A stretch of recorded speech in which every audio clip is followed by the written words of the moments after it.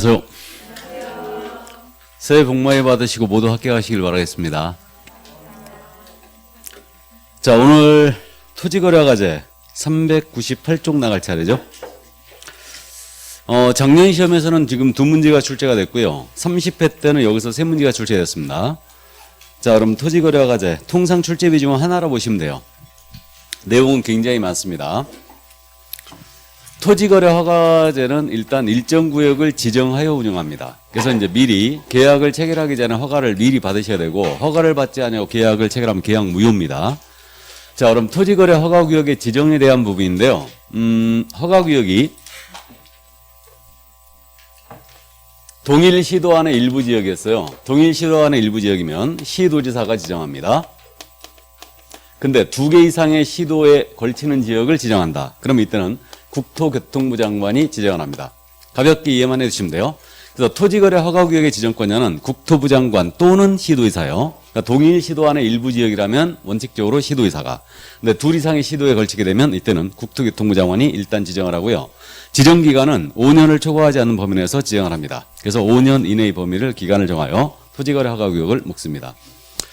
여기 우리 지금 일부 지역이 서구 일부 지역도 토지거래 허가구역으로 묶여 있죠. 묶여 있습니다. 여기도. 자, 그러면 허가구역 지정 절차를 보는데 지정 절차는 교재 지금 현재 399쪽 가고 있는 거예요. 자, 그러면 399쪽에 토지거래 허가구역 지정 절차인데 먼저 투기적인 거래가 성행하는가, 토지에 대한 투기가 성행하고 있거나 성행할 우려가 있는 지역이죠. 이런 지역인가를 조사를 합니다. 이 조사한 다음에 일단은 도시계획위원회 심의를 거치게 돼 있어요. 그래서 저는 이 도시계획위원회를 도계위라고 불러요. 공법 시간에 도계위 들어봤죠. 중앙도시계획위원회가 있고 시도도시계획위원회가 있어요. 그럼 시도의사가 지정한다면 시도도시계획위원회 심의를 거쳐야 되고, 국토교통부 장관이 지정하잖아요. 그러면 중앙도시계획위원회 심의를 거칩니다. 그런 다음에 지정을 해요. 지정을 하고 이걸 공고를 바로 해줍니다. 그러면 토지거래 허가로 딱 묶었어요. 그러면 국장이 이제 지정을 했다. 그러면 국토부 장관이 공고를 하고요. 시도의사가 지정하면 시도의사가 공고를 합니다. 이때 공고할 내용이 뭐냐면 어떤 토지에 대하여 지정을 했는가, 그러니까 토지의 소재지라든가 면적이라든가 또는 용도 지역 이런 것들을 알려주고요. 그다음에 지정기간은 5년을 초과하지 않는 범위 내에서 지정한다고 했죠. 그러니까 그 지정기간 정해주고 지형도가 나가요. 그러니까 지형도라는 것은 이제 25,000분의 1이라든가 50,000분의 1 요걸로 지금 나가는데 그림으로 이렇게 그려줘요. 그래서 표시를 해줍니다. 여기가 묶였다 하고, 그 다음에 이제 허가를 받을 필요가 없는 기준 면적이라는 게 있어요. 그래서 이 면적도 공고를 해줍니다. 그래서 요거 공고사항에 대한 부분은 여러분들한테 별도로 암기를 안 시킵니다. 그래서 토지거래 허가구를 지정을 하게 되면 바로 이제 공고가 나갔어요. 그럼 공고한 다음에 지체 없이 또 통지를 해줍니다. 그럼 국토부 장관이 지정을 했지 않습니까? 그럼 시도의사를 거쳐서 시군구청장한테 통지해주고요. 시도의사가 지정했잖아요. 그럼 국토부 장관한테 보고하고요. 다시 시군구청장한테 통지를 해줍니다. 그러니까 최종적으로 시군구청장한테는 꼭 통지를 하게 돼 있는데 왜 그러냐면 이자가 바로 허가권자예요. 그러니까 이제 처음 들으신 분은 이거 헷갈리면 안 됩니다. 토지거래 허가구역 지정권자는 국토부 장관 또는 시도의사예요. 근데 토지거래 허가권자는 누구라고요? 시군구청장이에요. 그래서 이자에게 알려주는 겁니다.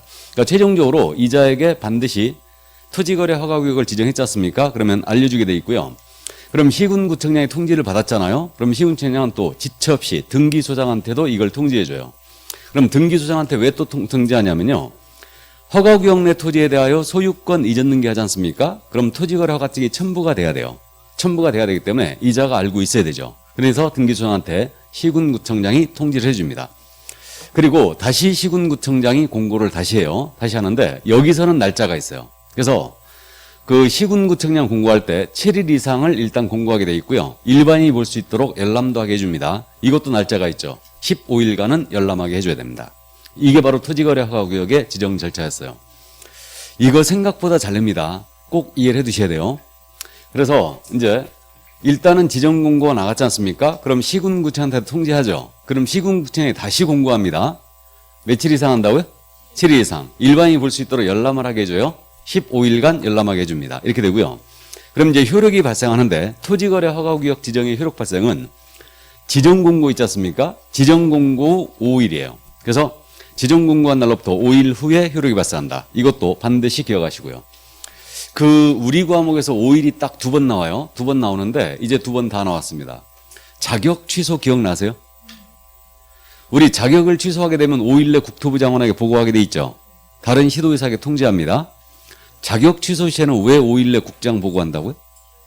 다른 데 가서 시험 못 보게 하려고. 그리고 토지거래 허가구역 효력 발생도 지정공고했다. 그럼 5일 후에 효력이 발생합니다. 자, 이 정도 이해하시고요. 그럼 토지거래 허가구역을 지정을 했거든요. 다시 지정을 하겠어요. 해야 되겠어요.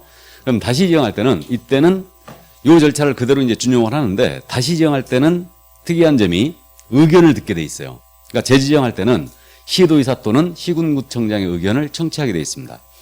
왜 그러냐면요. 이들이 제일 잘 알아요.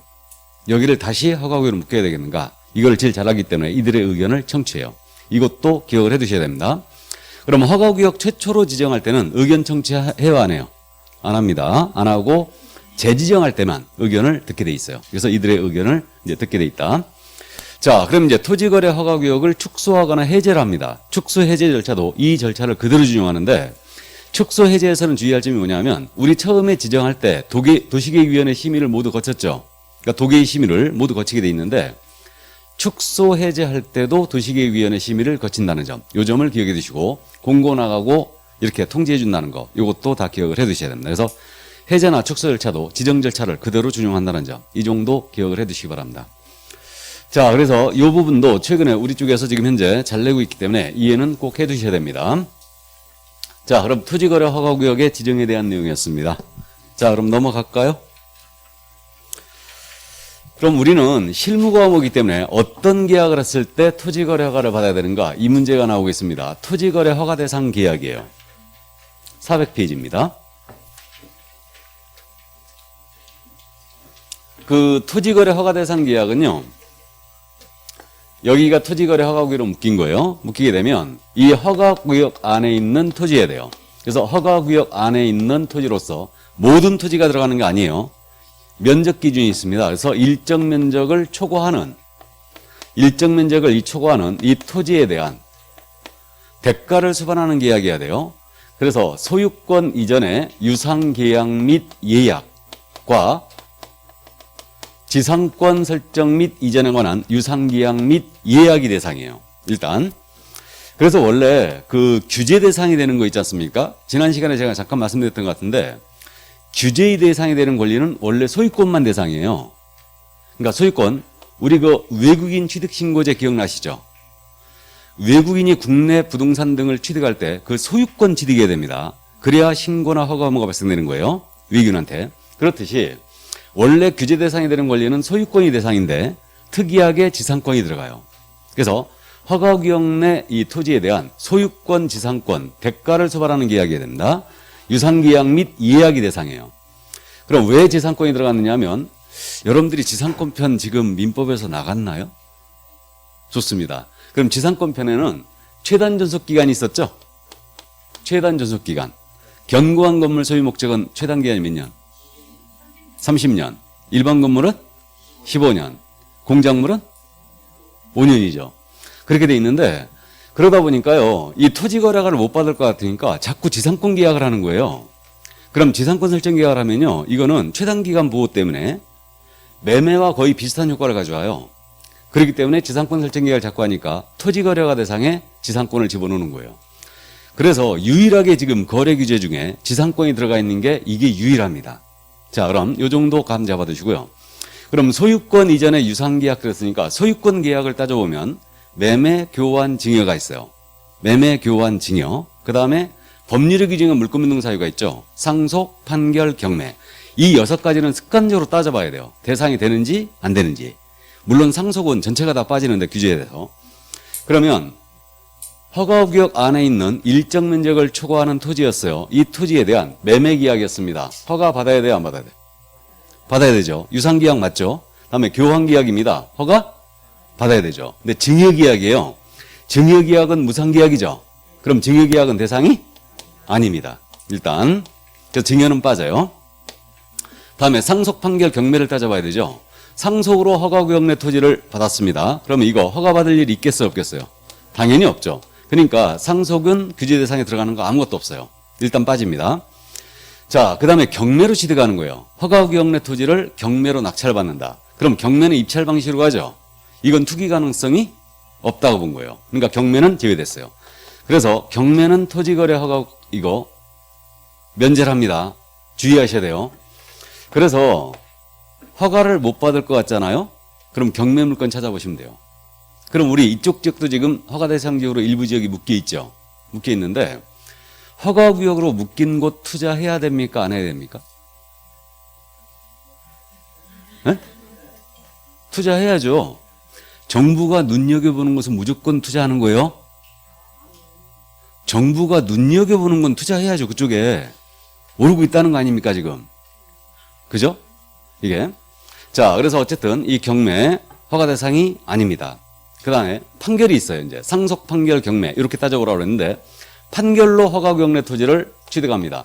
그럼 판결로 촉탁으로 이전 넣게 되지 않습니까? 그럼 판결에 의한 취득은 토지거래가를 받으셔야 됩니다. 왜 그랬냐면 짜고 칠까봐. 그러니까 갑과 을이 허가 구역 내 토지에 대해 거래를 하신 거예요. 근데 허가를 못 받을 것 같아. 그러니까 을이 갑을 상대로 소송을 제기하는 겁니다. 그래가지고 이 갑이 소송법상 고의로 2번 법정에 출석 안 하잖아요. 그럼 바로 패소 판결 나가요. 이걸 의제자백이라고 그래요. 그래가지고 결국은 패소 판결 나가니까 이렇게 짜고 치더라 이거예요. 그리고 또 이 판결은 거래규제 사항 중에 피해가는 거 아무것도 없어요. 짜고 칠까봐. 그래서 일단 허가 대상이 되는 게 매매계약, 교환계약, 다음에 판결이 대상이 되고 있고 나아가서 지상권 설정 계약, 물론 지료가 있는 계약이 된다. 다음 대물변제 예약은 당연히 포함해요. 어려운 것 같지만 꼭 이렇게 감을 잡아야 돼요. 그러니까 허가구역 내 이 토지에 대한 소유권, 지상권, 유상계약 및 이야기 대상이다. 그럼 6가지를 딱 따져보는 거예요. 매매, 교환, 증여, 상속, 판결, 경매 6가지 정도만 따지고 꼭 이 경매는 대상에서 빠져 있다는 거 주의해 주시고 판결은 짜고 치기 때문에 대상이 들어간다는 거. 자, 그럼 이 정도고요. 그래서 허가 대상이냐 아니냐 이렇게 이제 감을 잡으시는데 이때 일정 면적을 초과해야 된다고 그랬죠. 이걸 기준 면적이라고 그래요. 기준 면적.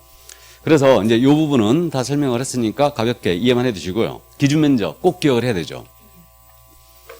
그러면 요 면적 이하면은 허가받을 필요가 없다는 얘기예요. 이걸 기준 면적이라고 그래요. 그래서 이 기준 면적에 대한 부분은 일단은 도시지역과 도시지역 외로 나눴죠. 그래가지고 도시지역은 여러분들이 이제 공법 시간에 이거 암기했어요. 이건 전국 통일인 것 같은데 주상공록으로 암기했죠. 주상공록, 주거지역, 상업지역, 공업지역, 녹지지역이 있고 도시지역 중에 미지정지역이 있어요. 미지정지역. 그래서 주상공록미 이렇게 되는데 기준면적이 지금 어떻게 되고 있냐면 이렇게 5가지로 나눴을 때 공업지역이 중간에 있잖아요. 중간에. 그래서 공업지역을 일단 기억을 합니다. 공업지역은 660제곱미터 이하였잖아요. 그럼 허가를 받을 필요가 없습니다. 이거 660제곱미터면 평으로 대충 한 사람 몇 평이에요? 200평. 대충 0.3을 곱하면 되는 거예요. 그러니까 정확하게 0.3025를 곱하는데 그러니까 0.3을 곱하면 198평 정도 나오죠. 그러니까 대충 200평이에요. 그럼 공업지역은 200평 이하라면 허가받을 필요가 없다는 얘기죠. 이게 이제 기준면적이에요. 일단. 그럼 위로 올라갈수록 적어지죠. 그러면 상업지역은 200제곱미터예요. 공업지역은 200평이고 200제곱미터고 주거지역은 20을 뺍니다. 그럼 180제곱미터죠. 이거 이하라면 허가받을 필요가 없어요. 이렇게 되고 그러면 요걸 기준으로 해갖고 반을 딱 접지 않습니까? 반을 딱 접게 되면은 상업지역은 어디랑 만나요? 녹지지역이랑 만나요. 그러면 상업지역의 절반 녹지지역이죠. 반을 접었으니까. 그럼 여기 주거지역은 지금 어디랑 만납니까? 미지정지역과 만나요. 그러니까 주거지역은 180이니까 미지정지역은 90이 되는 거예요. 절반입니다. 그래서 숫자 이렇게 기억을 합니다. 그래서 공업지역 660, 다음에 상업지역 200, 주거지역 180. 다음에 이제 반을 접으면 요거 상업지역의 절반이 녹지지역입니다. 그래서 이렇게 숫자를 기억해 주시고요. 그 다음 도시지역 밖에요. 도시지역 밖에 있는 토지는 일단은 250제곱미터 이하잖아요. 그럼 허가받을 필요가 없습니다. 그러면 이제 농지는 조금 더 크게 거래하죠. 그러니까 농지는 이제 배수로 가요. 500제곱미터 이하라면 허가받을 필요가 없고 이면은 대규모로 거래합니다. 그러니까 1000제곱미터 이하라면 허가받을 필요가 없어요. 그럼 도시지역 밖은 지금 배수로 가고 있죠. 250 출발했고 그 다음 농지는 500 이면은 1000이에요. 요겁니다. 그러면 허가구역으로 딱 묶였는데 그 안에 있는 토지가 요 면적 기준 이하로 왔잖아요. 그럼 허가 받을 필요가 없어요. 허가 받을 필요가 없는데 다만 허가구역을 지정을 하면서 지정권자가 요 기준 면적을 이렇게 이제 뒀는데 여기서 조정을 할 수 있어요. 그러니까 최소화시킨다면 10%까지 이 면적을 줄일 수 있다는 얘기죠. 그 다음에 최대화시킨다면 3배까지 늘릴 수가 있어요. 그럼 이건 뭔 얘기냐면 예를 들면 상업지역에 예를 듭니다. 여기도 지금 상업지역이죠. 그럼 여기가 만약에 허가구역으로 묶였지 않습니까? 묶으면서 지정권자가 여기 상업지역 내 토지에 대해서는 20제곱미터를 초과하는 것은 모두 허가를 받아라 이렇게 할 수 있어요. 상업지역 지금 기준 면적이 200이죠. 200인데 최소화시키면 10%까지 줄일 수 있다고 그랬죠. 요 면적에. 그러면 20제곱미터를 초과하는 거는 모두 허가를 받아라 그럴 수 있죠. 왜 그랬냐면 이게 구분 건물이거든요. 이 건물이 지금 구분 건물이 무슨 말인지 아시죠? 각 호실별로 소유자가 다 따로 있죠. 그럼 대지권이라는 게 있지 않습니까? 그럼 대지권이 20제곱미터가 안 될 수도 있고 조금 넘을 수도 있어요. 그러니까 20제곱미터까지 상업지역이라면 줄일 수가 있다는 얘기죠. 그럼 최대화시킬 때는 또 상업지역은 600제곱미터, 3배까지 늘릴 수 있으니까 600제곱미터를 초과하는 것에 대해서는 허가를 받아라 라고 할 수도 있다는 얘기죠. 그렇기 때문에 요게 있다는 거 이해해 두시고요. 이 기준 면적은 이제 암기를 하셔야 됩니다. 실무적으로 이건 대단히 중요한 내용이에요. 왜 그러냐면 보세요. 손님이 토지거래 허가구역의 토지를 사러 왔대요. 그럼 이게 허가 대상인지 아닌지를 잡아야 되죠. 그러면 면적 기준으로 딱 따졌을 때 이 면적을 기억하고 있어야 되죠. 실무적으로. 그러나 잘 묻진 않네요. 일단 이해는 해두셔야 돼요. 그래도 자, 그래서 이 면적의 기준 면적이고 요걸 초과하는 초대에 대해서 소유권, 지상권, 유상계약 및 예약이 일단 허가 대상이 되는 겁니다. 자, 그래서 기준 면적에 대한 부분 여기까지 이해를 해두시고 자, 그럼 기준 면적에 대한 부분을 다 봤습니다. 자, 그럼 넘어가시죠. 이제 허가 절차로 바로 들어갑니다. 그럼 토지거래 허가 절차에 대한 부분인데 교재 404쪽입니다. 요거는 지금 현재 교재를 약간 왔다리 갔다리 할 거예요. 왔다리 갔다리 할 건데 일단은 토지거래 허가 신청은요. 당사자가 공동으로 신청하는 겁니다. 공동 신청이에요. 그러면 우리 개업공인중개사가 만약에 허가구역의 토지 거래를 중개했어요. 그렇다 하더라도 우리 개업공사한테는 허가 신청할 의무가 있다라는 얘기 없다라는 얘기예요? 없습니다. 그러니까 개공이요. 규제사항 중에 직접 의무가 발생되는 것은 유일하게 부동산 거래 신고뿐이에요. 우리 부동산 거래 신고에서는 개공이 중개했다면 직접 신고할 의무가 있죠 지금. 나머지 부동산 거래 신고 해지 신고 의무, 주택임대차 계약 신고도 새로 들어오는데 주택임대차 계약 신고 의무도 우리 개공한테는 없다고 그랬어요. 그러니까 당연히 토지거래가 신청 의무도 우리 개업공사는 없습니다. 없고요. 당사자가 공동으로 신청해야 돼요. 그럼 당사자 공동 신청하는데 이때 한 가지만 기억하고 자고요. 서류에 대한 부분인데 토지거래허가 신청할 때 자금조달계획서 있죠. 이거 무조건 내야 돼요. 이거는 허가구역의 토지를 만약에 거래한다. 그럼 당사자는 공동으로 신청하면서 자금조달계획을 어떻게 잡았는지 이걸 반드시 넣게 돼 있습니다. 이게 왜 주의해야 되냐면요. 우리 부동산 거래 신고에서 자금조달계획 있지 않습니까? 기억나세요? 언제나 내는 경우는 아니죠. 언제나 내는 건 아닙니다. 근데 자금조달계획과 입주계획을 부동산 거래 신고할 때 내는데 어디가 내냐면 투기과열유구였어요. 무조건 내야 되죠. 투기과열유구는 금액에 관계없이 자금조달계획서 무조건 내야 되고 자금조달의 증빙서류까지 내야 됩니다. 기억나세요? 다음에 조정대상지역도 무조건 내야 되죠. 다시 기억하세요. 우리 지금 현재 투기과열유구이자 조정대상지역으로 지금 묶여있죠 다. 그래서 어쨌든 이게 투기과열지구와 조정대상지역은 자금조달 계획 전부 다 들어와야 됩니다. 입주계획까지. 부동산 거래 신고할 때. 다음에 비규제지역이었어요. 비규제지역은 거래금액이 얼마 이상? 6억 이상이었을 때 자금조달 계획과 입주계획이 들어왔고 만약에 주택을 법인이 매수한다. 법인이 매수할 때는 법인은 금액에 관계없죠. 지역에 관계없이 무조건 자금조달 계획과 입주계획이 들어와야 됩니다. 이게. 근데 토지거래가 신청할 때는요. 이게 무조건 들어온다는 거죠. 언제나. 자, 그래서 이 점 이해해 두시고 그러면 이제 조사를 하겠죠. 허가 신청 들어오면 이게 이제 허가를 해줄 건지 맞을 건지 조사를 일단 할 겁니다. 그런 다음에 이제 허가 여부를 일단 결정을 해요. 그래서 그 허가 여부를 결정하는데 이 부분은 지금 이제 교재 뒤쪽에 있어요. 그러니까 쭉 들으시고 나중에 이제 한번 보자고요. 그러면 만약에 허가 신청 들어왔는데 기준에 적합했다. 그러면 이제 허가증을 내주는 겁니다. 허가증을 내주면 만약에 허가구역 내 토지가 농지가 있었어요. 그러면 허가증이 나가면 이 농지 취득 자격증명, 이게 농지였다면 농지를 취득하는 자는 농지 취득 자격증명이 있어야 되거든요, 원래. 근데 허가증이 나가면 이 농지증을 받은 것으로 간주해 버립니다. 오늘 농지법 나갈 거예요. 그래서 농지증을 받은 것으로 간주해요. 또 계약서의 검인도 받은 것으로 의제합니다. 검인제도 기억나세요? 부동산 거래계약 신고필증 받아도 계약서의 검인을 받은 것으로 본다고 그랬죠. 그러니까 부동산에 대한 소유권 이전 등기하는 자는 이 계약서 원본에다가 검인하고 찍힌 도장 하나 받아오셔야 되는데 이 검인을 받은 것으로 간주한다는 얘기예요. 요것도 엄청 잘못 씁니다. 고맙게. 그래서 허가증이 나가면 농지취득자격증명을 받은 것으로 보고 검인도 받은 것으로 본다. 이게 의제된다는 거 이해 두시고. 그럼 이번에 이제 불허가 나갔지 않습니까? 불허가 나가면 이때는 내가 이 토지를 거래하겠다고 허가 신청 들어갔는데 만약에 불허가 됐어요. 이게 허가가 안 되면 이때는 토지 소유자 입장에서 보게 되면 이 토지는 필요 없으니까 지금 파는 거 아닙니까? 그러면 네 사라 그럴 수 있어요. 이걸 뭐라고 하느냐면 매수청구라고 그래요. 그래서 불허가는 빨간 글씨로 돼 있죠.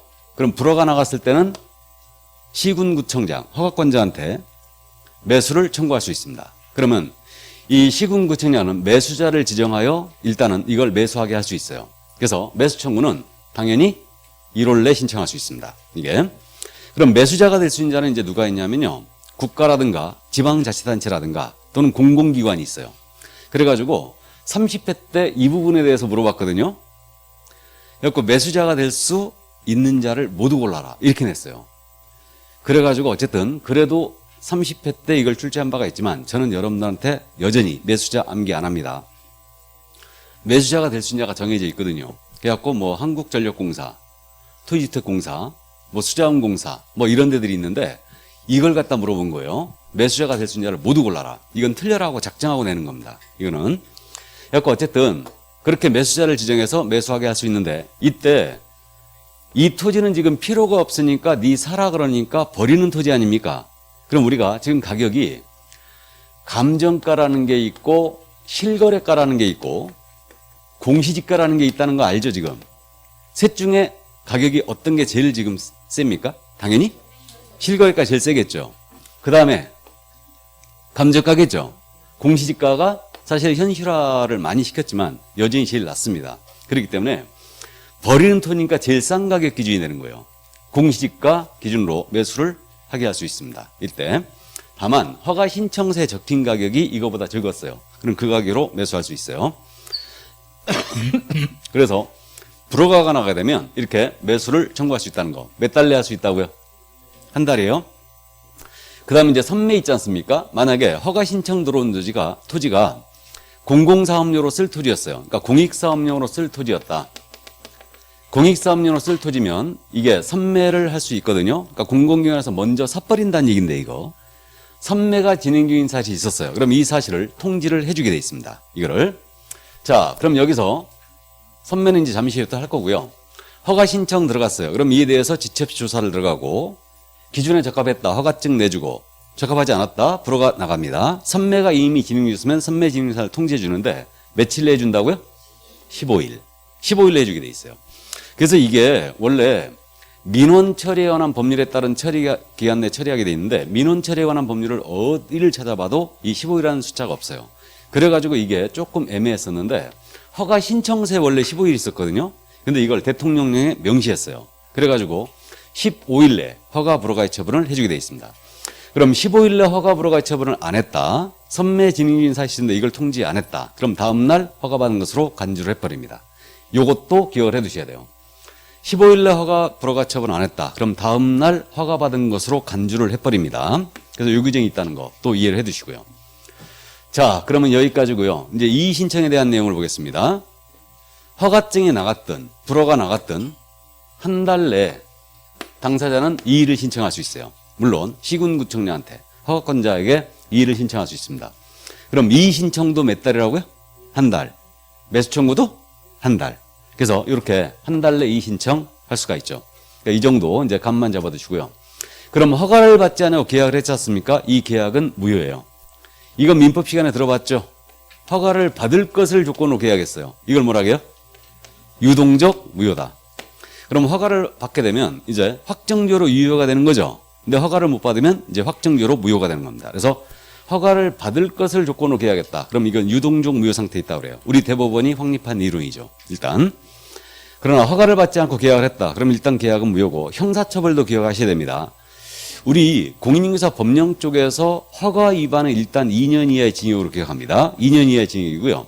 이거는 토지가액의 30%에 해당하는 벌금에 처하게 됩니다. 그래서 2년 이하의 징역 또는 토지가액의 30% 이하에 해당하는 벌금에 처한다. 이 정도 감만 잡아두시고요. 자, 그래서 이게 바로 토지거래허가 절차였습니다. 그럼 잠깐 교재를 보는데 거기 404쪽에 허가신청서의 제출이란 말 나와 있죠. 그럼 이건 공동신청이라고 그러고 첨부 서류에 반드시 취득자금 조달계획서가 들어와야 된다는 걸 꼭 기억해 두시고요. 허가신청 들어갈 때는. 자, 그럼 넘어갑니다. 넘어가서 407쪽에 조사란 말 나와 있죠. 그러면 허가신청서 제출을 받았잖아요. 그러면 지첩시 조사를 들어갑니다. 그 다음에 촬영하여 이제 사진 촬영해서 보관도 하게 돼요. 그리고 이제 허가 기준이 있는데 이건 조금 이따 보기로 하고 넘어갑니다. 넘어가서 허가 불허가의 처분 있죠? 찾았습니까? 그래서 410쪽에 허가 불허가의 처분이 있는데 그러면 이거 며칠 내 허가 불허가의 처분 해줘야 된다고요? 15일. 그래서 거기 지금 허가 불허가의 처분에 양괄호 2번에 지금 두 번째 줄에 15일이란 말이 있죠? 찾았습니까? 거기 동그라미 쳐놓고 15일 내 허가 불허가의 처분해줘요. 그럼 우리 외국인이 말이에요. 군문생야. 군사기지 및 군사시설보호법에 따른 군사기지 및 군사시설보호구역. 다음에 문화재보호구역, 생태영만 보전지역. 나아가서 야생생물 특별보호구역. 외국인이 허가 대상 지역에 대하여 허가 신청 들어가면 그 처리 기간도 15일이었죠. 이것도 15일이에요. 똑같이. 그 정도 이해하시고요. 그 다음에 그 옆에 허가간지란 말 나와 있죠. 그러면 이거 15일 내 허가 불허가의 처분 해주거나 아니면 선매진행사 시스템 이거 통지해주는 안 해주면은 다음날 허가받는 것으로 간주한다고 했죠. 그래서 그게 바로 다음날 밑줄 그어놓고 두 번째 줄 후단에 있죠. 다음날에 허가가 있는 것으로 본다. 이해해 두시고. 그 다음에 이제 허가증이 나가면 당연히 홈페이지에다가 이거 게재를 해줍니다. 그 다음에 다른 법률에 따른 인가 허가 등의 의제가 나와 있죠. 이거 꼭 기억을 해 두셔야 돼요. 허가증이 나가면 농지취득자격증명을 받은 것으로 본다. 계약서의 검인을 받은 것으로도 본다. 이해를 꼭 해 두시고. 자, 그 다음에 이제 이의신청이 들어가 있습니다. 이의신청은 몇 달 내에 할 수 있다고요? 한 달. 허가 불허가 처분에 대해서. 허가 처분에 대해서도 이의신청할 수 있어요. 그래서 일단은 한 달 1개월 밑줄 그어놓고요. 넘어가면 불허가 처분이 나옵니다. 그럼 이번엔 불허가가 나왔어요. 여러분 그 불허가 통지를 받은 앞부터 1개월이라고 돼 있죠 지금? 1개월에 또 밑줄 그어놓고 권리의 매수를 청구할 수 있다. 그래가지고 그 매수자가 될 수 있는 자가 지금 옆에 페이지 박스 그거 들어가 있죠. 아니 근데 이걸 어떻게 암기하냐고. 그죠? 그러니까 30회 때 이거를 출제했다니까요. 그래갖고 매수자가 될 수 있는 자를 모두 골라라. 박스에 넣어놓고 딱 모두 골라 이렇게 한 거예요. 그래가지고 뭐 항만공사 들어가 있고 막 그랬죠. 항만공사 거기 있어요 없어요? 없어요. 거기 지방공사 있어요 없어요? 없죠. 지방공사도 없죠. 다음에 한국은행 있어요 없어요? 없죠. 그래도 일단은 우리는 깔끔하게 이런 거 다시 내면 찍고 옵니다 그냥. 다만 이제 주의할 게 있어요. 지방공사가 특이하게 빠져 있어요. 대부분 공공기관에 지방공사 다 들어가거든요. 지방공사 다 들어가는데 지방공사 빠져 있죠. 한국은행은 당연히 매수자가 될 수 없겠죠. 한국은행이 뭐가 필요해서 땅을 사? 그죠? 그러니까 어쨌든 뭐 이제 그런 것들 참고를 해 두시고요. 거기 그 30회 문제가 밑에 실려 있네. 그죠? 이게 나중에 심심할 때 풀어보시고. 자, 그래서 이제 불허가 처분에 대한 매수 청구를 받고요. 그 다음 이제 무허가 계약의 효력 말씀드렸죠. 허가를 받지 않고 계약을 체결하면 계약은 무효다. 계약은 무효고. 넘어가면 제재 처분을 보지 말고요. 행정 형벌을 보세요. 제재 처분까지 보면 헷갈리니까 행정 형벌이 지금 거기 그저 두 번째 줄 후단에 2년 이하의 징역이라고 돼 있죠. 우리는 제재 같은 거 조심해야 됩니다. 이런 것들도 실무 과목이기 때문에 왜 그러냐면요. 손님한테 브리핑을 해야 되거든. 허가를 받지 않아 계약을 체결하면 2년 이하의 징역입니다. 알려줘야 되죠. 그러니까 이거 제재 2년 이하의 징역이고 토지가격의 30% 이하에 해당하는 벌금에 처합니다. 그래서 이제 그 정도 감만 잡아두시고요. 그리고 그 옆에 토지거래 허가제 관련 유동종 무효 판례가 실려 있죠. 쬐끄맣게. 그래서 이제 1차를 같이 하시는 분들은 상관이 없어요. 상관이 없고 2차만 하신 분들은 나중에 유동종 무효 판례를 한 번쯤 기억을 살려두시기 바랍니다. 2차만 하신 분들은. 자, 그러면 여기까지인데 허가 절차에 대한 부분을 여기까지 이제 책을 쭉 짚어봤고요. 우리 앞에서 허가 기준이 있었죠. 자, 그러면 다시 앞으로 갑니다. 교재 407쪽으로 와요. 허가 기준을 이제 몰아서 보는데 그러면 허가 신청을 들어갔지 않습니까? 그럼 기준에 적합했다. 그러면 허가증을 내주는데 이때 허가 기준은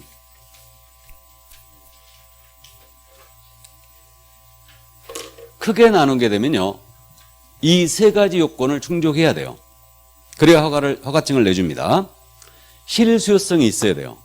그 다음에 토지 이용 계획에 적합해야 됩니다. 적합성이 있어야 되고 그 다음에 면적도 적정해야 돼요. 그래야 허가증을 내줍니다. 이때 토지 이용 목적이 여기에 들어와야 돼요. 그래야 허가를 받을 수 있다는 얘기입니다. 이게 그래서 우리 교재는 이 부분이 굉장히 많이 써있죠 지금. 이걸 간략하게 정리한 거예요 지금. 자, 그래서 잠깐 교재를 봅니다. 거기 407쪽에 지금 허가 기준, 이용 목적 그랬죠 지금. 표. 그 옆에 이용 의무 기한도 있죠 지금. 이걸 같이 보고 가는데 먼저 실수요성이 있어야 된다는 얘기예요. 이러한 목적이 있어야지 허가를 받을 수 있다. 이게 실수요성입니다. 그래서 첫 번째 가가 뭐라고 되어 있냐면 자기의 거주용 주택용지를 이용한대요. 거주용 주택용지의 밑줄. 내가 거주용 주택용지로 허가구역 토지를 취득한다. 그럼 이때는 허가를 받을 수 있다는 얘기예요. 그래서 거자에 동그라미 쳐놓으세요. 거. 이때는 이용 의무기한이 몇 년? 2년은 이용해야 됩니다. 다음에 나를 보시면 허가구역을 포함한 지역에 주민을 위한 복지시설 또는 편익시설, 밑줄, 복지시설 또는 편익시설로 쓴다. 그리고 복자의 동그라미야. 그러면 그 지역 주민의 복지시설, 예를 들어서 근린생활시설로 쓴다. 또는 뭐 경로당으로 쓴다. 그래갖고 허가를 받겠다. 그러면 이때는 이제 이용 의무 기간이 몇 년이에요? 2년입니다. 그럼 허가를 받을 수 있어요. 자, 다음 세 번째 다. 허가구역에 거주하는 농업인, 임업인, 어업인 또는 다음의 어느 하나에 해당하는 자가 그 허가구역에서 밑줄, 농업, 축산업, 임업 또는 어업을 경영. 여기까지 밑줄이에요. 그럼 농업 등의 경영을 위하여 허가구역의 토지를 취득할 수 있다는 얘기죠. 농자의 동그라미예요. 농. 농업할 때 농. 그래가지고 엄청 많이 써 있습니다. 이건 나중에 보기로 하고 다음 순환 때. 자, 라로 갑니다. 라. 409쪽. 찾았어요? 라. 거기 지금 라, 마, 바는 우측에 지금 한 칸 4년으로 돼 있죠 지금. 같은 건데 라.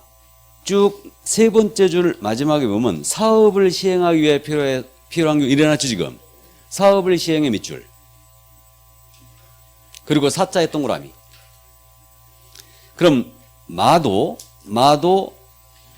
세 번째 줄 중간쯤에 사업을 시행하는 자나 시행하려는 자 일어났죠 지금. 그럼 역시 사업을 시행의 밑줄. 그럼 바도 마지막에 사업에 이용하려는 경우 그랬죠. 사업에 이용. 그러면 허가구역 내 토지 여기에서 무슨 사업을 한다는 얘기죠 지금. 사업에 이용할 목적으로 취득한다. 그러면 허가를 내준다는 얘기죠. 허가증을 내준다는 얘기입니다. 이때는 이용 의무 기간이 몇 년으로 되어 있어요? 4년이에요. 4자니까 4년. 이해하셨죠? 자, 일단 그렇게 하시고. 자, 그 다음은 4로 내려갑니다. 4. 공익사업을 위한 토지 등의 취득 및 보상하는 법률. 이게 뭐 공치법이라고 한다면서요? 공치법. 자, 공치법. 그 밖의 법령에 따라 농지법에 따른 농지 외의 토지를 공익사업용으로 협의 양도하거나 수용된 사람이 그 협의 양도하거나 수용된 날로부터 3년 이내 허가구역에서 협의 양도나 수용된 토지에 대체되는 토지를 취득하는 경우. 대체되는 토지를 취득하는 경우 밑줄이에요. 그 다음에 대자에 동그라미. 그러면 예를 들어서 이건 농지 외 토지거든요. 농지 외 토지를 수용당했어요. 그러면 대체 토지를 취득할 수 있다는 얘기죠, 이건. 그죠? 그럼 이제 허가증 내주겠다는 얘기예요. 이게 농지 외 토지를 내가 수용을 당했다. 공익사업용으로. 그러면 거기에 대체되는 토지를 취득할 때 허가증 내주겠다는 얘기입니다. 이거. 이때는 이용 의무기간이 역시 몇 년? 2년이죠. 일단. 자, 그 다음 넘어가십니다. 아인데, 거기 관계법령에 의해 개발, 이용이가 제한되거나 금지된 나대지, 잡종 등의 토지, 임야 및 농지를 지배한다. 토지로서 관계법령 규정에 의해 건축물이나 공작물의 설치행위가 금지되거나 형질병에 의해 금지 또는 제한되는 토지, 도로 하천 등 도시공개시설에 편입되어 있는 토지로서 그 사용 수익이 제한되는 토지에 대하여 현상보존의 목적으로, 자, 밑줄이에요. 현상보존의 목적으로 그 토지를 취득하지 않은 경우, 이때도 허가를 받을 수 있습니다. 이때는 이용 의무기간이 몇 년으로 돼 있어요? 5년입니다. 그럼 현상보존 목적이 뭐냐면요. 예를 들면 이거예요. 극단적인 예를 들면 이게 내 땅이거든요. 이게 내 토지인데 여기가 허가구역으로 묶인 거예요. 근데 내 토지가 사용수익이 제한되고 있어요. 허가구역으로 묶이면서 건축 같은 게 제한되고 있어요. 그럼 사용수익이 제한이 되고 있는데 이 토지를 이용하기 위해서 내가 여기다 도로를 내야겠어요. 도로를 내는 게 유일하게 여기밖에 안 되는 거예요. 여기밖에. 그러면 이게 허가구역으로 지금 현재 묶여 있죠. 그러면 이 내 토지의 사용수익이 제한되는 토지에 대해서 현상보존 목적, 즉 도로를 개설하기 위해서 이 토지를 취득한다. 가능하다는 얘기죠. 이게 현상보존 목적이에요. 그러니까 내 토지를 사용하기 위해서 허가구역 토지를 취득한다. 그러면 이때는 허가를 해주겠다는 얘기죠. 이때는 최소한 몇 년은 쓰라는 얘기예요? 5년은 쓰라는 얘기입니다. 현상보존 목적으로 취득하면 5년은 써야 된다. 그리고 마지막으로, 자, 민간 임대주택에 대한 특별법, 임대사업자 등 관계법령에 따라 임대사업을 할 수 있는 자가 임대사업을 위하여, 밑줄, 임대사업의 밑줄이고요. 건축물과 그에 따른 토지를 취득한다. 그러면 이때는 임대사업용으로 허가된 토지를 취득한다. 가능하다는 얘기죠. 이때는 이용을 몇 년 하라? 최소한 5년은 하라는 얘기입니다. 그래서 이용 의무기간이 5년이에요. 자, 이게 바로 실수요성이에요. 그래서 거기 현상보존 목적할 때 현자의 동그라미죠. 그 다음에 임대사업용 취득할 때 임자의 동그라미예요. 그래서 요거 암기표 제가 3월 첫 주에 나갈 겁니다. 나가는데 이걸 어떻게 암기할 거냐면 거복농사죠. 여기서 끊고 그 다음에 대현임으로 암기할 거예요. 거북이 농사는 대박이다 이 얘기예요. 거복농사 대현임, 대박임. 됐습니까? 거가 뭐다 그럼? 거주형 주택농지로. 다음에 주민의 복지설, 편익시설로. 농업 경영 등을 위해 취득한다. 사업에 이용한다. 나아가서 농지 외 토지를 수용당했다. 대체 토지를 취득한다. 가능하고요. 다음에 현상보존 목적으로 취득한다. 임대사업용으로 취득한다. 이게 실수요성이에요. 이용 의무기간도 암기해야 됩니다. 전부 다 2년이죠. 근데 사업에 쓴다는 몇 년? 4년이고 현상보존 목적이나 임대사업용으로 쓴다면 최소한 5년은 써야 돼요. 나머지 몇 년? 2년. 됐습니까? 그러니까 암기를 해주셔야 돼요. 그 다음에 토지 이용 계획에 도시군 계획 이런 거에 맞아야 됩니다. 계획의 적합성이 있어야 돼요. 그래서 그 밑에 양괄호 2번이죠 지금. 410쪽이에요. 토지거래 계약을 체결한 자의 토지 이용 계획 및 목적이 부적합한 다음의 경우는 허가를 하여서는 아니 된다 그랬죠. 해서 그게 1, 2번인데 국토계획법에 따른 도시군 계획이나 그 밖의 토지 이용 및 관리의 계획에 적합하지 않았다. 맞지 아니한 경우 또는 생태계 보존과 주민의 건전한 생활환경 보호에 중대한 위해를 끼칠 우려가 있다. 이때는 도시군 계획에 안 맞는다는 얘기죠. 그러면 허가를 안 해준다는 얘기입니다. 그러니까 도시군 계획에 맞아야 된다. 그 얘기고 마지막 거기 같이 섞여 있는데 이게 동그라미 3번이 원래 별도로 가야 되죠. 그 면적이 그 토지의 이용 목적에 적합하지 아니었다. 그럼 예를 들어서 거주용 주택용지로 허가구역 토지를 취득한대요. 그럼 대충 300평 정도면 될 것 같은데 3,000평을 취득하겠대. 나는 덩치가 커갖고 대지가 넓어야 된다. 해가지고 3,000평 취득하겠대. 그럼 이건 면적이 적합하지 않죠. 그러니까 이때는 허가를 안 해주는 거죠. 이거를. 그래서 면적도 적정해야 됩니다. 그래서 이 세 가지를 충족해야지 허가를 받을 수 있어요. 자, 그래서 이게 바로 허가 기준에 대한 부분인데 요게 있어야지 허가증이 나간다는 얘기예요. 그럼 왜 실무적으로 이게 중요하냐? 자, 보세요. 손님이 허가구역의 토지를 취득하러 왔어요. 그러면 일단 면적 기준 따져봐야 되죠. 이게 허가 대상 면적인지 아닌지. 그러니까 면적 기준을 기억해야 될 거고 손님한테 물어봐야 되죠. 어떤 목적으로 이 토지를 취득하려고 하십니까? 내가 노후에 여기다 집 짓고 살 거거든. 거주용 주택용지 취득하고자 한다. 그럼 알고 있어야 되죠, 이거. 그럼 거주용 주택용지 취득한다면 이때는 면적만 적정하다면 허가받을 수 있습니다. 무슨 말인지 내시죠? 그리고 무주택인지를 물어봐야 되죠. 이게 주택이 있으면 취득 못하겠죠? 그러니까 이거 파셔야 됩니다. 그리고 팔 것을 조건으로 이제 허가를 받을 수 있습니다. 이런 식으로 브리핑을 해줘야 되거든. 그러니까 이 부분이 중요하다는 얘기예요. 자, 그래서 이렇게 이제 거북농사 대응으로 안겨주시고 이용 의무 기한도 이제 같이 기억을 해야 됩니다. 공법 쪽에서는 이거 엄청 잘 물었어요. 근데 우리 쪽으로 이 토지거래과제가 지금 28에서부터 넘어왔거든요. 근데 28에서부터 넘어왔는데 글쎄요. 우리 출제자들이 아직은 실무적으로 얼마나 이런 내용이 중요한지를 잘 모르는 것 같아. 그래서 자주 묻지는 않습니다. 그러나 이해는 꼭 해두셔야 돼요. 제가 보기에는 굉장히 중요한 내용이에요. 이게. 자, 그래서 허가 기준에 대한 부분 여기까지 이해를 해두시고요. 자, 이제 계속 갑니다.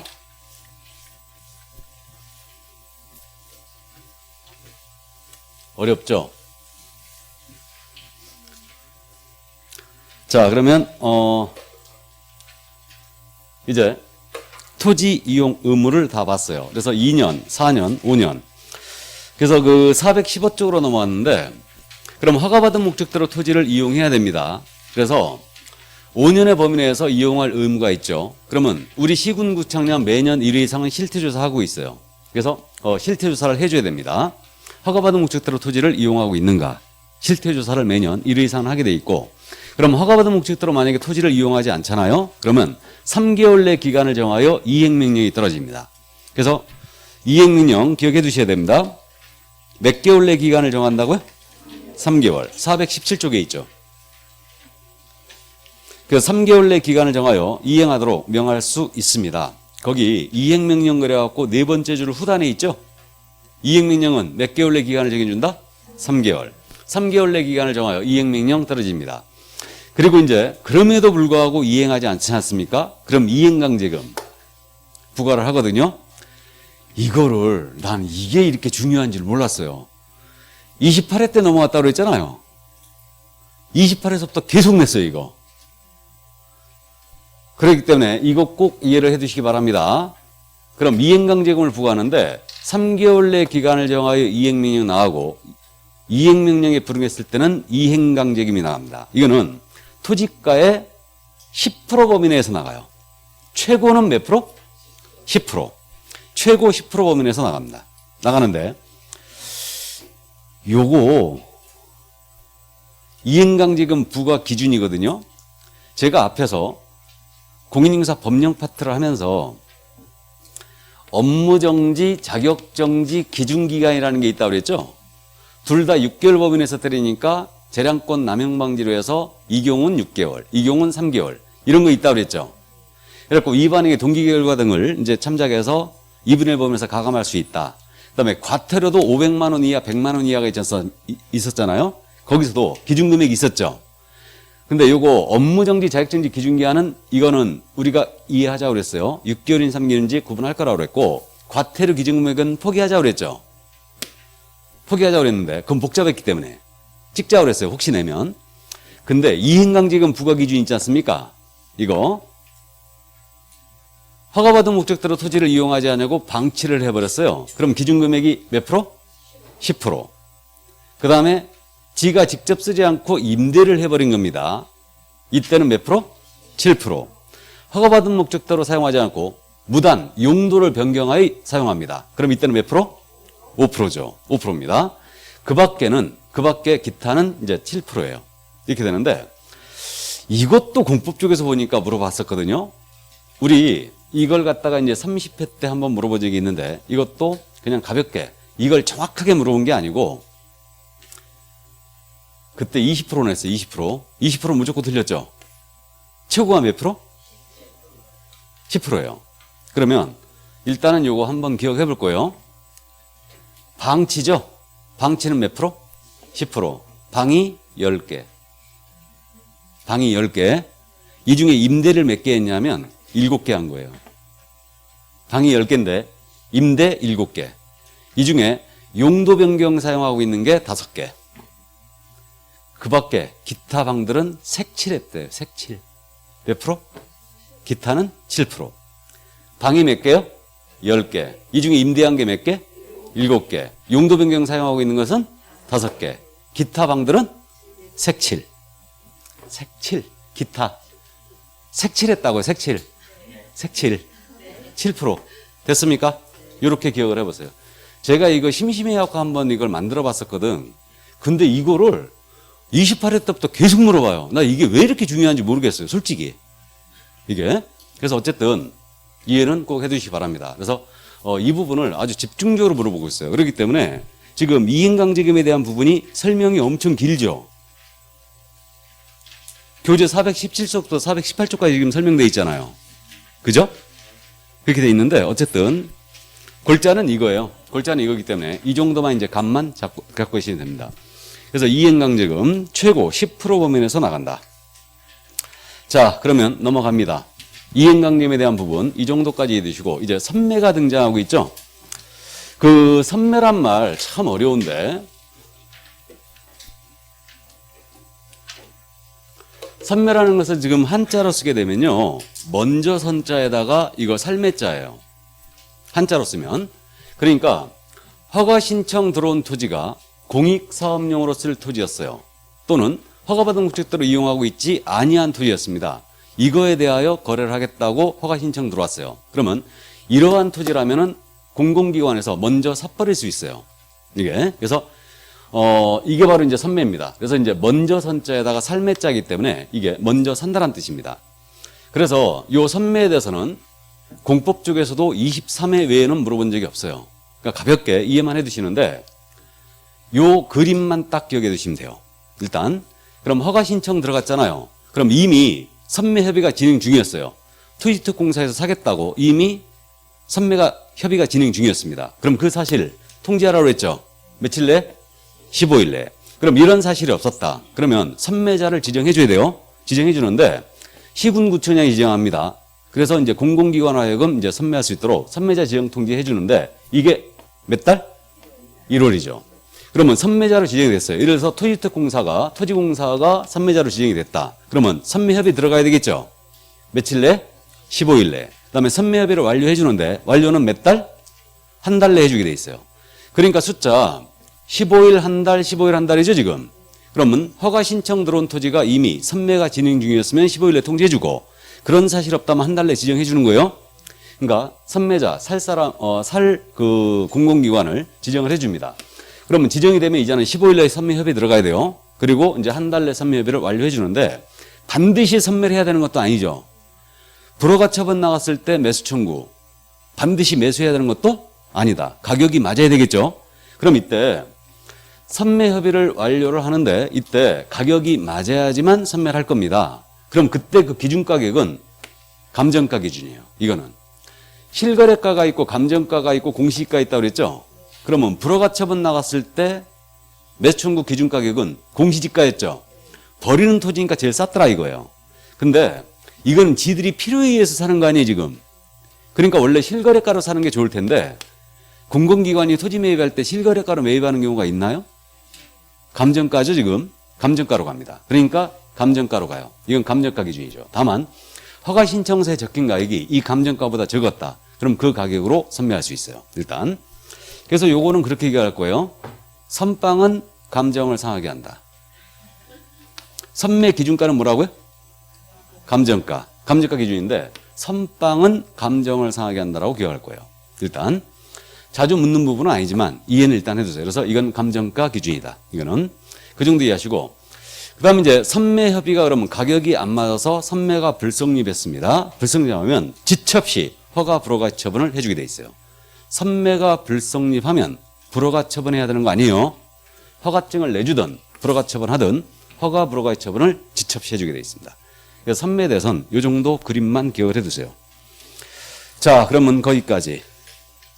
이게 바로 선매였습니다.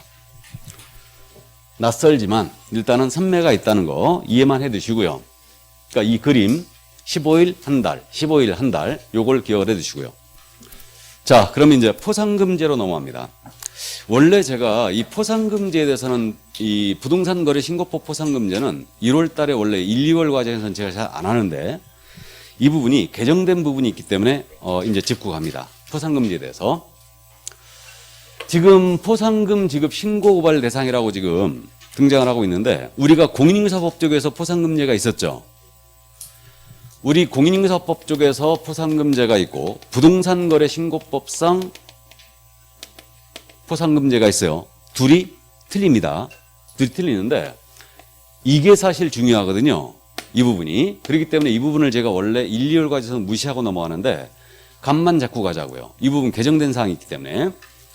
그래서 지금 우리 교재에는 토지거래 허가제에 대한 포상금만 딱 실려 있거든요. 부동산 거래 신고 포상금이 있어요. 앞에 있죠. 그 내용은. 부동산 거래 신고제에 있었는데 그걸 제가 뛰어넘었어요. 그래서 한꺼번에 보자고 그랬죠. 여기서. 들어만 두세요, 그냥. 그러면 이 부동산 거래 신고법에서도 포상금제가 있는데 신고 고발 대상이 엄청 많죠. 근데요, 분류하면 간단합니다, 이거. 1번에서 4번까지 있죠. 이거는 부동산 거래 신고 위반이에요. 그냥 들어만 두시고 나중에 정리하자고요. 부동산 거래 신고 위반에 대한 포상금이고 여기 5번 있지 않습니까? 허가구역 내 토지에 대하여 허가를 이거 바꾸서 계약을 해야 되죠. 근데 허가를 받지 않고 계약을 체결한 자, 부정한 방법으로 허가를 받은 자 신고를 했어요. 그러니까 이거는 허가 위반자란 얘기죠. 지금 그 다음에 허가받은 목적 토지를 이용해야 되지 않습니까? 그럼 이거는 이용 의무 위반자죠. 그러니까 부동산 거래 신고법에서 포상금 신고 고발 대상은 일단은 크게 나누면 부동산 거래 신고 위반자, 토지 거래 허가 위반자, 토지 거래 허가받은 목적으로 이용하고 있지 아니한 자, 이용 의무 위반자 3명으로 크게 나눌 수 있어요. 그러면 뭐 요거 5번하고 6번은 크게 문제가 안 됩니다. 이거는 건당 50만 원 줘요, 그냥. 건당 50만 원 나갑니다. 이건 우리 포상금하고 똑같죠? 우리 포상금 건당 50만 원이요.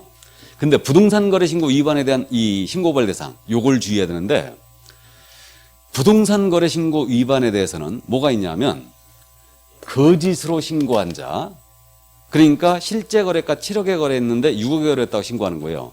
거짓 신고. 또 거짓 신고할 것을 요구한 자, 조장한 자, 방조한 자가 있고요. 거짓 계약 신고한 자, 거짓 해지 신고한 자, 즉 가장 계약 신고한 자, 가장 해지 신고한 자들이 있는데 이게 이들이 빠져요. 거짓으로 신고한 자가 일단 포상금 지급이 됩니다. 근데 그것도 뭐만이냐면 가격에 대한 거짓 신고해야 돼요. 그럼 매수인을 거짓 신고했다, 매도인을 거짓 신고했다. 이런 것은 전부 다 대상이 아니라는 얘기죠. 물론 매도인을 거짓 신고할 일이 없는데 어쨌든 가격에 대한 거짓 신고한 자가 포상금이 나갑니다. 이게 그렇게 돼 있고요. 그 다음에 가장계약 신고자. 신고대상 계약이 체결되지 않았음에도 불구하고 거짓으로 계약 신고, 부동산 거래 신고한 자. 나아가서 신고대상, 신고한 후에 해당 계약이 해제가 안 됐음에도 불구하고 해제 신고한 자. 기억나시죠, 이거? 가장계약 신고, 가장계약, 이거는 3천만 원 이하가 들어오거든요. 그래서, 이 둘에 대해서 지금 현재 포상금 주는 걸로 들어왔습니다. 일단. 이렇게 돼 있고요. 그 다음에 이번에 주택임대차 계약 신고가 6월 1일서부터 시행된다고 그랬죠. 주택임대차 계약 신고. 이것에 대하여 거짓 신고한 자. 역시 포상금 주는 걸로. 그래서 이 부분이 지금 현재 개정이 된 거예요, 또. 그렇기 때문에 이렇게 부동산 거래 신고 위반에 대한 포상금 신고발 대상이 들어온 겁니다. 그래서 요거를 일단 감만 잡아두세요. 그래가지고 이제 포상금을 이들을 신고하면 포상금을 줍니다. 그러면 거짓 신고를 조장하거나 방조한 자를 신고 고발했어요. 포상금 준다, 안 준다? 네? 안 주는 거죠. 실제 거래 가격에 대한 거짓 신고해야 돼요. 주택 임대차 계약 거짓 신고했거나 나아가서 가장 계약 신고한 자, 가장 해지 신고한 자 이들을 신고 고발해 줘야 됩니다. 그래야 포상금을 지급하는 거예요. 이게. 그럼 포상금 금액이 얼마냐면요. 부동산 거래 신고 위반에 대한 과태료가 차이가 있죠. 토지거래허가 위반자하고 이용의무 위반자는 건당 50만 원이 그냥 건당 50만 원인데 부동산 거래 신고 위반자에 대한 포상금이 달라요. 그래서 이제 표로 잠깐 정리만 해뒀는데 참고만 해두세요. 일단 주택 임대차 계약 신고 포상금을 어떻게 줄지 지금 현재 고민하고 있을 거예요. 주택 임대차 계약 신고 위반은 과태료가 100만 원 이하거든요. 그래가지고 부동산 거래 신고 위반 있지 않습니까? 부동산 거래 신고 위반한 자 신고를 하면 포상금을 어떻게 주냐면 과태료가 나갑니다. 그는 취득가액의 5% 이하의 과태료가 있고 3천만 원 이하의 과태료가 있거든요. 과태료 부과 금액의 20%가 부과돼요. 최고 한도는 1,000만 원이에요. 이게. 그럼 예를 들어서 가장계약 신고했어요. 3천만 원 이하의 과태료인데 만약에 1,000만 원 과태료 맞았다. 그러면 200만 원 준다는 얘기죠? 20%니까. 최고 한도는 얼마라고요? 1,000만 원이에요. 근데 주택임대차 계약 신고 있지 않습니까? 그게 어떻게 줄지 지금 고민하고 있을 거예요. 주택임대차 계약은 위반하게 되면 과태료가 100만 원 이하거든요. 100만 원 이하인데 예를 들어서 과태료가 30만 원 부과됐어. 그럼 20% 주면 얼마 주는 거예요? 이게 30만 원 부과되면 지금 20%니까 2, 3, 6, 6만 원인가요? 그죠? 그러니까 이게 실효성이 없겠죠. 그러니까 이것 때문에 아마 고민하고 있을 거예요. 그러니까 주택임대차 계약 신고 위반했을 때 건당 50만 원 줘야 되지 않을까라는 생각이 조금 드는데 어쨌든 현재는 이렇게 돼 있습니다. 그래서 이제 확정이 되면 더 말씀드리고요. 그러니까 부동산 거래 신고 위반에 대한 과태료는 과태료 부과액의 몇 프로? 20% 나간다. 나머지 토지거래 위반자하고 이용의무 위반자는 건당 50만 원이에요. 그래서 이렇게만 이해만 해두시고요. 또 한 가지 차이 이제 이번 순화 때도 기억하고 넘어갈 게 절차적으로 봤을 때 우리 기억나십니까? 우리 공인인사법 쪽에서는 포상금 지급하기로 결정을 했지 않습니까? 지급 결정을 하게 되면 포상금 몇 달 내주게 돼 있었어요? 1개월 내주게 돼 있어요. 근데 얘네는 지금 몇 달로 돼 있어요? 2개월로 되어 있습니다. 차이가 있죠? 포상금 지급 신청 접수 날로부터 2개월로 얘는 주게 돼 있습니다. 얘는 2달이에요. 2달로 돼 있고. 그 다음에 우리는 국고에서 보조할 수 있다는 규정이 있거든요. 근데 얘네는 시군구 재원으로 충당한다는 규정밖에 없습니다. 그래서 일단 이런 건 이제 차이가 있는데 일단은 여기까지만 기억해 두세요. 우리 공인인사법 쪽에서는 포상금을 몇 달 내준다? 1개월. 부동산거래신고법에서는 2개월. 됐죠? 이제 이 정도 차이가 있다는 거 감만 잡아두세요. 자, 그러면 나머지 다 했을 것 같은데 나머지 내용은 교재 잠깐 보시죠. 423쪽에 지가 동향조사 있죠? 참고하시고 또 한 장을 넘기면 권리 의무의 승계가 있어요. 처분 등의 승계도 있죠. 참고하시고 한 장을 넘기면 전자문서를 통한 업무 처리 있죠? 이것도 나중에 정리하도록 하겠습니다. 전자문서로 할 수 있느냐 없느냐. 일단 부동산거래신고법에 있는 내용들은 뭐 부동산거래신고든 토지거래가 신청이든 이런 것들은 대부분 전자문서가 거의 다 돼요. 안 되는 것들만 기억하면 돼요. 전자문서 안 되는 게. 그래서 이제 그 정도 참고만 해 두시고요.